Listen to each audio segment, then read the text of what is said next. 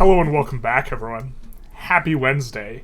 And indeed, it is a very happy Wednesday for those of you who are EU5 enjoyers, because what we are going to be EU5 enjoyers. None of us are enjoying it yet, and that's the problem. Give us the release date.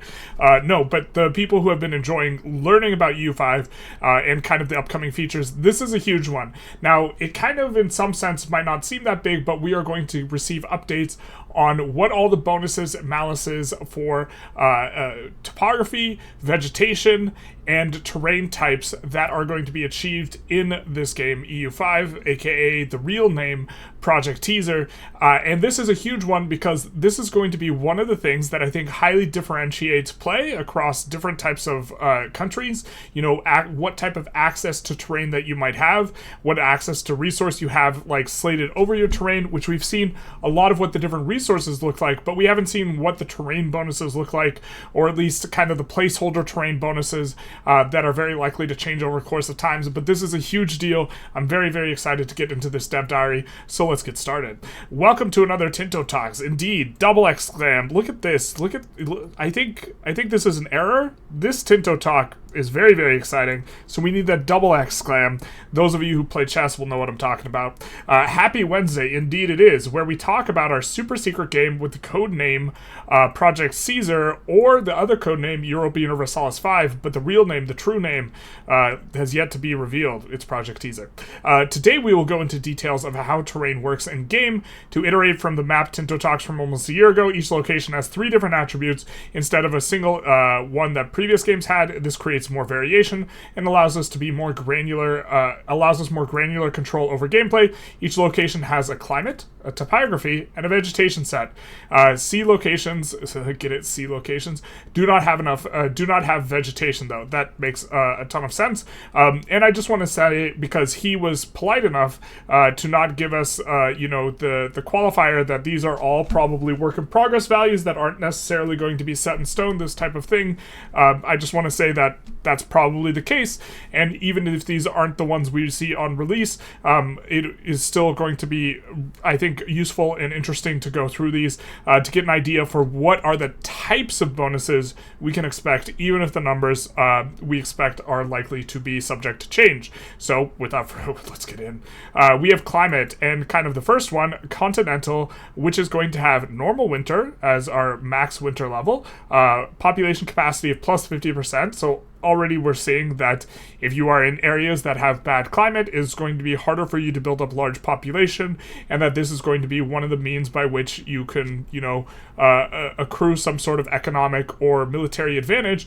But if you have an area, let's say, that is strategically really important for trade, but doesn't have a lot of population capacity, maybe you lean into trade rather than, military and production, because it leans into the sorts of advantages that you might have relative to the other, player. It's a lot like, in some sense, I think often of chess, where in chess, very often the middle of the board can get blocked up, and then one side, one player has an advantage, and the other side, the other player has an advantage. And so what both players try and do is they try and play towards the side that they have an advantage in, and then to the extent that they have to, defend in the side they have a disadvantage in, and try and see who can actualize that advantage. So if you have a place that has a really high population capacity, you can lean into the types of economies, and militaries that require a large population, and in doing so leverage your advantage. If you don't have this, you'll have to try and find another sort of advantage, or even if you don't even have an advantage in anything,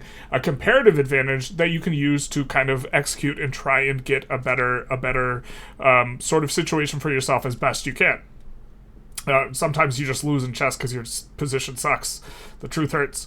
Here we have tropical. Population capacity is high. Development growth is lower.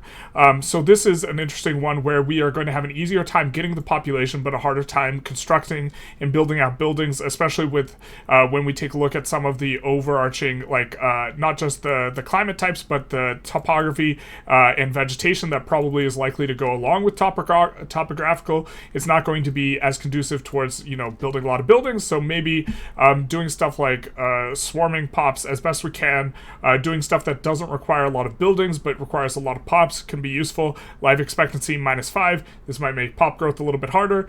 Free capacity attracts pops. This is kind of an important thing to note in conjunction with population capacity, because we are going to be able to attract more migrants if we have this qualifier, and we have a lot more population capacity. I think that this is generally going to be a preferable thing. No winters. This is probably good. We're assuming winters apply a bunch of penalties, and or require extra consumption of the pops in order to keep warm, these types of things. And so we have tropical. Subtropical, population capacity plus 100%, seems a little bit better. Free capacity attracts pops. Max winter is mild. This seems to be better than tropical, a little bit more conducive towards attracting pops, because we have extra population capacity, and without some of the nastier drawbacks, although we do now have winters introduced. Represents areas with high average temperatures and mild winters. Okay. We have oceanic population capacity plus 50%, a little bit lower than subtropical. Free capacity attracts pops, and also max winter is mild. So oceanic does seem a little bit worse than tropical. Oceanic represents areas with milder winters but high humidity. So we will see a lot of these on the coast. We have, kind of looked through some of these maps and stuff before. And so this is going to be stuff that's mainly coastal, with generally on specific types of coasts as well, because different coasts will have different type of climate. Like Mediterranean is going to be a climate that is common along coasts as well, especially in, you guessed it, the Mediterranean. Arid, wheat production -10%. I assume this is going to apply to all grain production, not just wheat production specifically, as I seem to recall that there was rice production and there was different types of grain, and they had, kind of different capacities or something like this, but I might just be like getting confused. But I assume that this is going to apply to all grains, -10%, life expectancy -5. Free capacity still attracts pops, no precipitation. I assume that that's not a very good penalty, and also no winters. Arid represents an area that has a severe lack of available water. We don't like that. Next up is cold arid.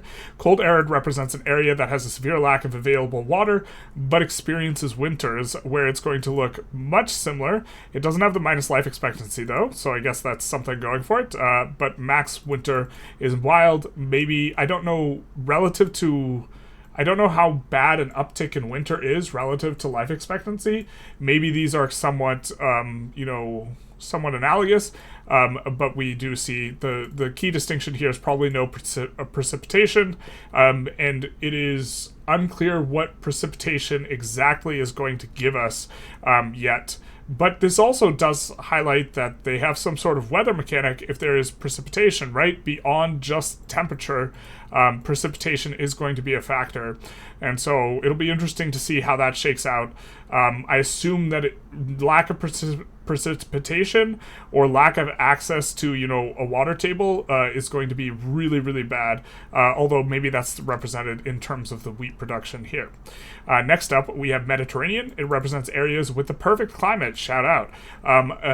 Or Mediterranean, or if you went to school, chaparral. But when we're learning biomes, like that's one of the synonyms for Mediterranean, if I recall correctly.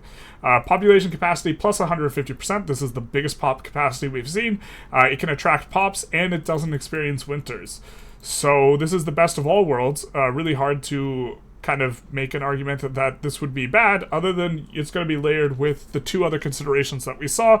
And so you can have a lot of Mediterranean provinces or locations that overall aren't that good by virtue of having kind of bad other modifiers. But let's continue. Continental, expecting to see a lot more of the inland stuff in Europe to look a little bit more continental, especially below a certain, degree of latitude, or is it longitude? I think it's latitude, where it's not that it's in the band where it is going to be raining considerably and hasn't gotten dried yet. And is it going to be, some of it's going to be oceanic in Europe. I think some of it, a little bit, will be arid. I can't remember the Europe maps. But we have continental. Population plus 50%, attracts pops, normal max winter, getting a little further north, kind of from the Mediterranean climate, and arid is probably going to be North Africa, something like this, represents areas with cold winters. And then we have Arctic, population capacity minus 55%. I don't think we've seen minus percent on the capacity on any of these other ones, so this is going to represent a very difficult ability to build tall. Notably, what comes to mind is, of course, Sweden and the Norwegian countries are going to have a difficulty in this. And so you are going to have to think about, how to construct a strong functioning nation on the back of a smaller amount of population if you have this population capacity penalty, which of course makes sense. Development growth minus 25%, also really rough. It's hard when you're snowed in to construct things and this type of stuff. I'm wondering, although I don't know to what extent this is actually supposed to be abstracted in that, or if it's just layered on top, the max winter is severe, expecting to see pretty bad penalties when severe winter rolls around as well. And life expectancy minus 5, it's probably going to be fairly harsh. I don't know to what extent, Norway looks that Arctic, but this is going to be, of course, a very significant penalty. Next up, we have vegetation, and kicking things up with grasslands. We have we have 50,000 population capacity and extra food production, and so here, are they all going to give flat population capacity, or they're just going to give a modifier to population capacity? If this is the flat amount to capacity that is then being multiplied by these modifiers here, and that's just where we're going to be getting our flat capacity, then that is going to be, vegetation is going to be very, very important. Farmlands, I think, was in EU4 is overwhelmingly like kind of the best, but that is just an abstraction that includes all these three elements that we're layering on top of each other of topography, vegetation, and there was one other: vegetation, topography, and climate. Yeah, there we go. Okay, desert, can't have sandstorms, expecting to see some weather. Movement cost for armies is a little bit higher. RGO build time plus 50%. So, it's not going to be necessarily a place that you want to build up, although build time is less important than build cost, I would think. A road build time plus 100%. Those roads roads being an important area, like means of exercising control over your nation, because that increases the degree by which you establish control, and also your ability to access markets, as we've seen. So this is going to be, significant disadvantage. Development growth minus 10%. We don't like that. Food production minus 33%. That's a big ouch. It's going to be hard to have a lot of pop here, and also population capacity plus 10k. I don't know if there's a base level that is being applied to every single one of these locations, like if there's a 10k base level, and if that's the case, then the population capacity here would be 20k, or if this is in fact the entirety of the base level here, that's something to consider. But as it stands, we're probably not going to be able to build big and tall in a desert. However, there are going to be a lot of deserts that have important locations strategically, where the trade passes through, and also you're going to want to build roads through deserts, even if you're not economically developing the deserts, to connect all your provinces, right? And so there's reasons to maybe do it, or maybe there's a very, very key resource in the desert such that exploiting it makes it worth it to build in, but you will only build kind of that resource there and no other types of buildings, and so you get an economy that is going to be a little bit maybe specialized, where you have this I'm thinking of the Nile, where you build a lot of food on the Nile itself, and then you have resource exploitation a little bit more inland from the Nile, and you use this as the basis in Egypt with which to form your economy, something like this. Barren landscapes with little precipitation and almost no potential for plant or animal life. We have sparse, road build time minus 10%. Of course, if there's not much vegetation, it's easy to build roads through. It'll be interesting to see I wonder if the road build time corresponds with the cost. That's an interesting type of consideration. If the cost is going to be a constant rate, so every month it's going to cost this much, in which case extra time will mean additional cost. That certainly seems like a reasonable way of abstracting of it if there's a monthly demand of goods and labor, per month in order to get the road fashioned. But this is going to make it so that, maybe you in particular want to put avenues of, infrastructure through sparse terrain, this definitely makes sense, more sense than running it through a jungle, even if the jungle is a more direct route, or at least temporarily, I suppose. We see a population capacity of plus 25k, which is considerably higher than the desert. It represents large flat areas with few to no trees. Grasslands, population capacity 50k. The grasslands, I assume, being a representation of the fact that stuff is going to grow a lot better, which is why there is grass there instead of it being sparse there. We do see the extra food production and also extra population capacity. This will attract more pops because population attraction, I think, was implied up here that is based on capacity, and so extra additional population capacity or free capacity attracts pops, and so if we have more capacity, we can have a higher upper end. Grassland represents terrain dominated by grass with little to no trees or shrubs. Next up, we have farmland. Shout out to what was, or I suppose is, best in EU4. Definitely not the precursor to this game, because this game's a brand new game that is titled Project Teaser. But we will see movement for armies plus 10%, road build time plus 10%. Let's see. So I assume that will mean, yeah, it'll be a little bit harder to build the road. It'll be a little bit harder to get the armies through. Development growth plus 10%. Population capacity plus 100%. RGO maximum size plus 10%, so we can build up taller. And food production plus 33%. This represents anthropogenic terrain, devoted crops, and or extensive pastures. And this seems overwhelmingly the best out of what we've seen and kind of what we expect to see.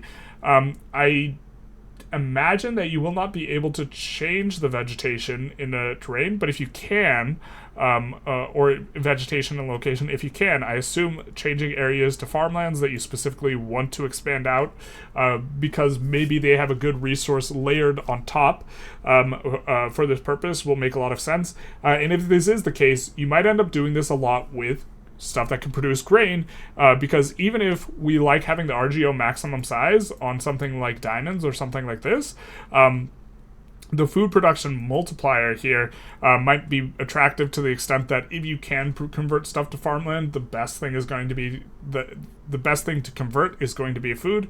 I imagine you can't change stuff to farmland, and you are going to build kind of around your farmlands to some extent as best you can, or build up like from them.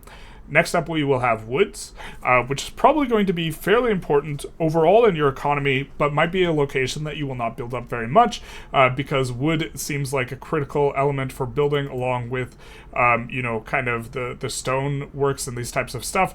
But we will see movement costs for armies plus 25%. So they will confer defensive bonus, attack or a defensive maneuverability bonus, but also a defensive battle bonus, in the sense that attack of dice roll in battle -1 and maximum frontage in battle -2.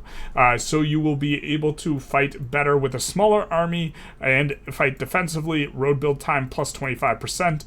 We see population capacity that is commensurate with the population capacity of just regular grasslands. It's easier to forage, but it's perhaps harder to settle. Something like this is maybe the logic behind them being the same, whereas it's hard to forage in sparse terrain, but easier to settle. Something like this. Development growth -20% makes sense. You have to get through all those trees. Food production plus 10%. Okay. Blocks a vision from adjacent sea. That one is a bit interesting. We do see a little bit of fog of war here introduced, kind of inside of this terrain, and it's really, we have three characteristics of things, and right now we're looking at vegetation, but the fact that this is going to inform and texture, so much, so many different systems, is just very, very exciting and cool. Like, what the terrain is and what is actually there really, really matters, and this is like a sharp divergence from, what is probably most of our main game, or at least the main game for this channel, which is Victoria 3, where there's like no such thing as terrain. There's just like bonuses and provinces for specific goods sometimes, and they really don't affect other things other than the economics too much. You're not seeing like plus cost for armies, or seeing stuff It's going to affect how many people are there.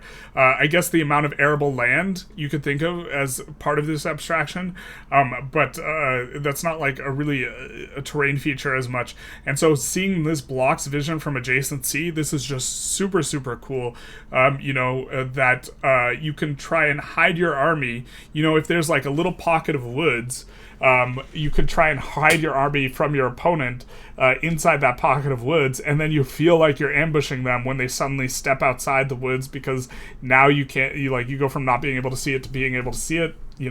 That just seems like it could lead for really cool moments, especially in PvP. I assume the AI will not play around vision very well, because this is, historically speaking, this is something that it's really difficult to make AI play around vision extremely well, specifically being sneaky about it. Building something just outside of vision is difficult for AI. I know when there was like the open, or the AI project that was working on creating the perfect StarCraft playing AI, it just absolutely crushed with micro, macro, everything. Really, really bad at playing against invisible units. Asymmetries and being able to detect stuff just is something that is doesn't work very good for an AI. But I can see there being really cool moments, in multiplayer when it's like an army emerged. All right. Next up, we have Forest, which is, we're expecting to see just a more stern version of Woods. Movement cost relative to Woods is doubled. Same -1 attack or dice roll. The frontage gets even smaller relative to Wood by another -1. The road build time malice is doubled. The RGO build time, which I don't think we saw here, so this is a new sort of penalty, plus 33%. So it's to the point where it's difficult to run infrastructure through here, and so you would prefer to build in woods relative to forest, I assume, because this RGO build time. And considering we haven't seen anything regarding RGO capacity or RGO price, I'm anticipating that the build time will inform price, but I'm not 100% sure. If anyone remembers something from a previous dev diary that speaks to that, please feel free to put it in the comments. Population capacity is half that of woods. Development growth is further hampered, and it blocks vision from adjacent sea, and it blocks vision from adjacent land as well. So get your ambush on with some forests. Represents terrain with dense vegetation. Next up is jungle, which we are expecting to be extremely wild. Movement cost for armies plus 100%. That's some slow going. Shout out to Cortez, except we don't like Cortez. Attacker dice roll in battle, again, we see the -1. Maximum frontage in battle, -4. Road build time, plus 100%. So, if you end up settling the new world and there's a bunch of jungle, right? It might be the case that even if you have a really nice sort of route with which to draw a road that cuts through a jungle, it might be the case that you still want to run your roads along the coast, and then kind of insert somewhere else, just because the road build time is so expensive, which of course is how you would kind of end up doing it, or how you would see like emergent patterns in terms of where roads were, by this effect of road build time, because building roads through everywhere, like it's civilization and it just takes one build, bop in order to build the road. This isn't how it worked, and definitely a consideration was how long it takes to build the road. RGO build time plus 50%. If the RGO costs 50% more, and also takes 50% longer, that's very significant, because you're not only losing... I really would like to get the knowledge as to whether or not this is costing more or just taking more time, because it's a really significant difference between the two, but I anticipate it's both. Population capacity plus 50k, that is interesting. So just as much population capacity as a forest. Development growth minus 50%. Blocks vision from adjacent, both. So we will both land and sea. So this one, the things are coming in layers, right? Where if we think of having a jungle and we are layering it with tropical, right? We will see that we have a ton of extra population capacity, right? 75k total population capacity, like minus, I think 60% development growth, minus life expectancy. It is going to attract a lot of pops, but it's going to be really hard to get anything done in the jungle, right? So this is going to lead to being relatively backward until you can acquire locations in which to build. But maybe getting a bunch of pops somewhere, kind of getting some stuff up and going so that you could try and make that that pop productive or trying to recruit armies out from the jungle, maybe this is how you try and leverage your jungle terrain into an advantage, and it still attracts pops for you because of the open capacity, something like this, perhaps. But okay, a jungle represents terrain with dense, forested, and tangled vegetation that makes doing anything on land difficult. Now we have topography, which is the final piece of the puzzle, and we have our first piece of topography in wetlands. Expanding raw materials time, we see plus 25%. That's not fun. Road building time plus 75%. That's a lot of additional time. I think that topography is going to be the most influential, perhaps, based on just reading this wetlands thing. Food production minus 10%, possible frontage minus 3. So if we have wetlands on top of having, a jungle wetlands, it would be minus 7 maximum frontage. So if you have a very elite army, you can cruise through these types of terrain and terrain topography, all these types of things, and try and harass your enemy in this type of thing. It would maybe make sense. Monthly development growth, minus 30%. So if we had a wetlands jungle, minus 50% here, wetlands jungle would have minus 80%, and then if it was also in the tropics, it would be minus 90% development, which is insane. Like, that's never getting developed. Movement cost for units, plus 50%. Attacker penalty in combat. That is interesting. So I assume attacker dice roll in battle, minus 1. Is there a difference between attacker penalty? Does this give a penalty from where you're coming from, and this give a penalty for your arrival, or are both of them going to be based on where you currently are when the battle's going? That's how it has worked in the past. That's how I anticipate that it works, and I assume this is just going to double the penalty, and they have just... the tooltip is just doing it differently in each of these, and I assume that's going to be a minus 2 on the attacker dice roll if you were to have a wetlands jungle. Topography represents the roughness and elevation of land and location. Flatter topography is generally better for growing towns and cities, while rougher topography is easier to defend. These are the first ones, and the first ones are land-related topographies, which implies, of course, we're getting ocean-related topographies as well. Climate, of course, can extend to, both across land and the other ones as well. Land and ocean. I couldn't figure out what was different between the dirt and the water. Okay, so flatland, nothing special. No advantages or disadvantages. Mountains, the classic thing that you try and get defensive battles on and the AI is really bad at. Attacker dice roll in battle, minus 2. So if we have a mountain with a forest or any other thing, we're going to see a minus 3 on the dice roll for the attacker, which we assume is pretty significant. Movement is blocked in winter. I wonder if this includes what happens if you park an army on the mountain when winter hits, if that army can no longer move out of the mountain, it is snowed in. If not, that could be kind of like a nasty thing hanging over your enemy. I assume the army will get frozen in the mountains. Maximum frontage in battle, minus 4, so we can get a very significant frontage penalty if it's a jungle mountain,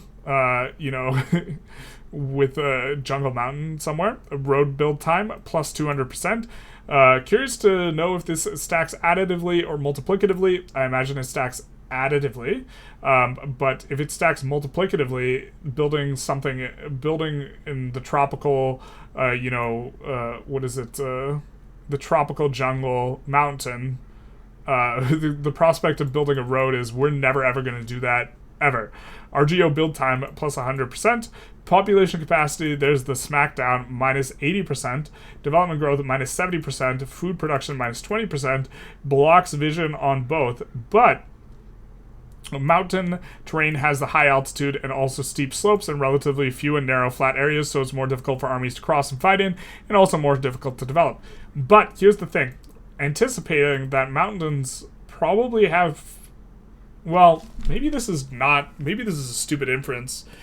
In my head, mountains I associate with having more resources, but might just be an abstraction that games always do, where mineral resources tend to appear in hills and mountains, and maybe that actually doesn't bear out. I actually haven't studied where, iron and, coal and, all these types of things are more likely to appear, and I honestly don't know how mountain oriented that type of stuff is, or if the nature of mountains having more surface area per square mile, because the terrain is if it's flat slope versus a slanted slope, the same thing over a square mile is going to have more surface area. The increased surface area maybe makes it better for prospecting or something like this, or the water cutting through it makes it easier to find mineral resources, and mountains generally have water flow down from them, these types of things. And so the point is, though, that if better resources tend to appear in mountains, you're still going to have scenarios where you want to economically develop them, and also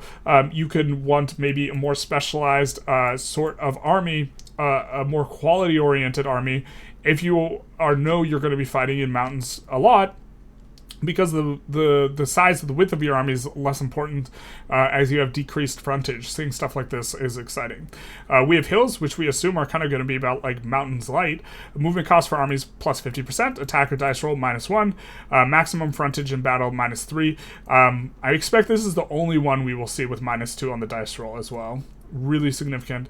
RGO road build time plus 50%. That is so much more manageable than plus 200%. Plus 200% just strikes me as a number that's just unreasonable to like want to build through. But if you have to pass through one mountain location, in order to connect your empire, then that's what you do, I suppose, rather than going around the mountains.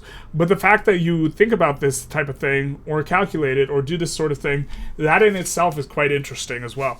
RGO build time plus 25%, development growth minus 30%, food production minus 10%, and again, we see the vision being blocked here. A terrain with hills has variations in the topography, but the slopes are not as steep or as high as the mountains, so the penalties are not as bad. Plateau. Movement cost for armies plus 25%. Plateau is kind of an interesting one. Attacker is -1. Maximum frontage -1. RGO build time, similar penalties as hills, despite it not being as bad army-wise, of 50% and 25% on the build time. Development growth minus 25%, not quite so bad. And blocks vision from adjacency.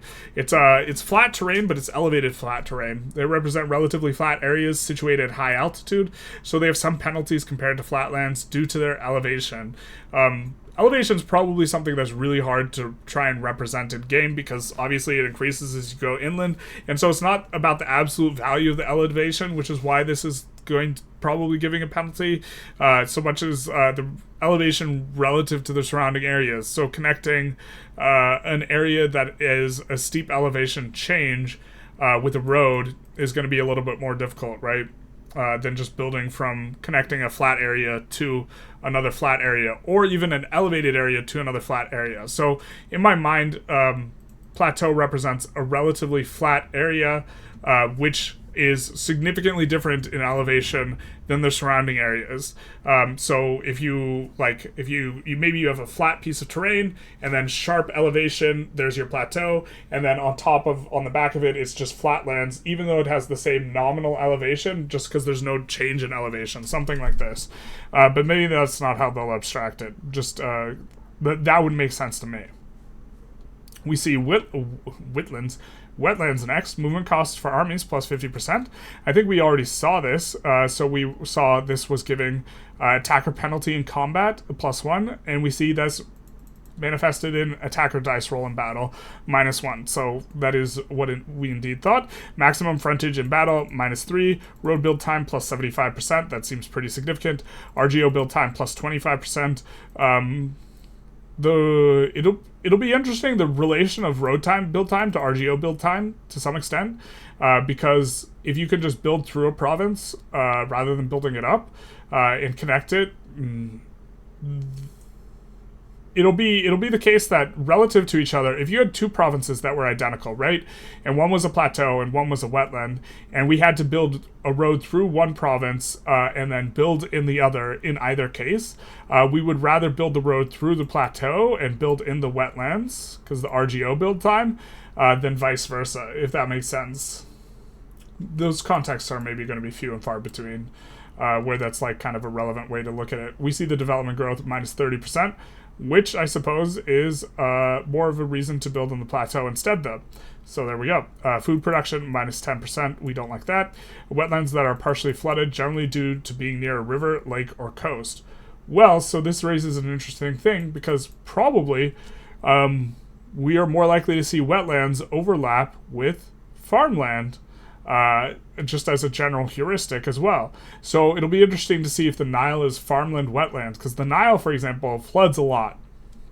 Boy, does it flood.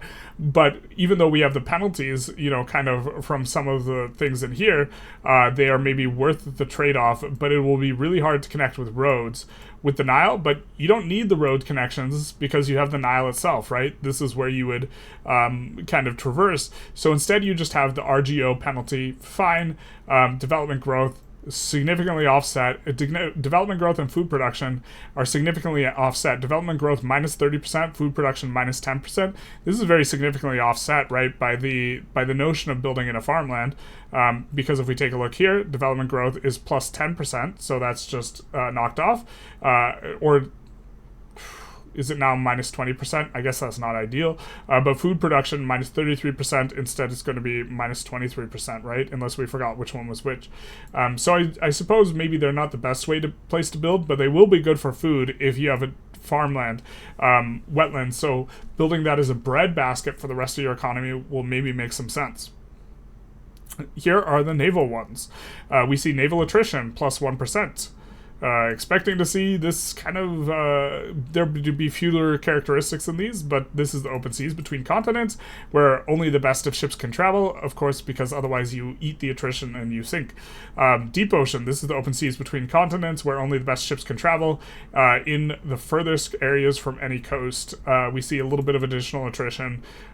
Really spooky to go there. There's the great white whale. Okay.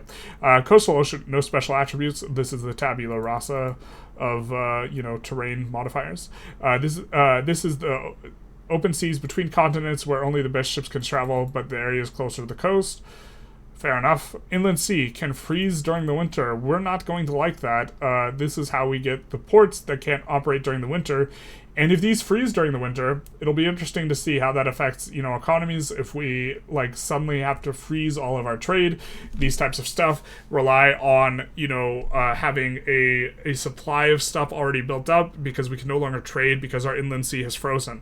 Russia, of course, comes to mind because they have issues in regards to having warm weather ports, and so they represent the land enclosed areas like the Mediterranean or the Baltic. Does the Mediterranean ever freeze over? I guess they don't have harsh winters in Mediterranean climate, so that prevents the freezing over, but the Baltic does not, something like this. Okay. We see narrows can freeze over during the winter. Movement costs for navies plus 20% as they have to navigate difficult kind of areas. Attacker dice roll is -2, maximum frontage -2, and blocks vision from adjacent seas. So we will see a little bit of fog of war action here too. Narrows are areas of sea with proximity of coast on many sides, like straits or sea inside the archipelagos, where there's not much room for movement. Lakes, salt pans, and atolls also exist, but are just geographical variants of coastal oceans, even if lakes could freeze over during the winter. Stay tuned, as next week we'll delve into the wonderful world of military objectives, but more importantly, we'll also wish you a happy Wednesday, just like we did this week. But this one has been very exciting for me to try and think through how these types of things, when layered on top of each other, can create advantages, not just, within your own country of where I should build because of this terrain is here and this thing looks here, where we're, looking for farmland, we're looking for area that is Mediterranean farmland.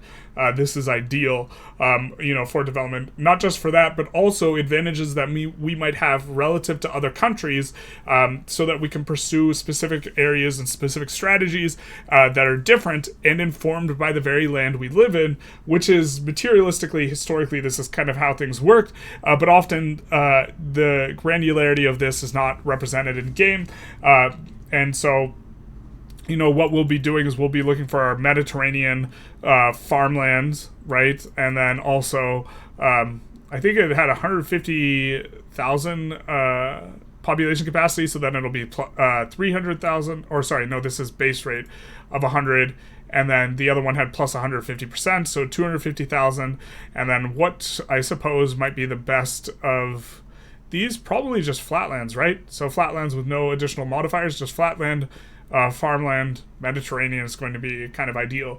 And then we could also stack a bunch of modifiers for negative stuff. But this one, I'm super excited about. It might not like look as visually impressive as a lot of other Tinto talks that we've seen, but I'm just super excited about this one. I'm considering making a spreadsheet for this, but I really would want to know if, in order to do that, I really have to know if this build timing translates to increased costs, because this is going to be the way we evaluate things is RGO build time and cost, and road build time and cost, and this type of thing. But anyways, I hope you guys enjoyed this video. If you did, please feel free to like, comment, subscribe. Do the YouTube algorithm thing. And other than that, have a happy Wednesday.